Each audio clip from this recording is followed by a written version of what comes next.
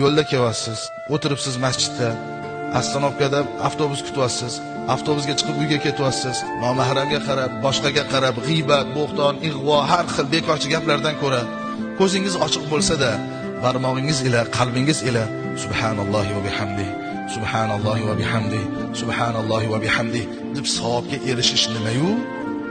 Dunyo so'zlari bilan hayotiy yechilmas muammolarni bir-biringiz bilan gaplashib ketganingiz nima?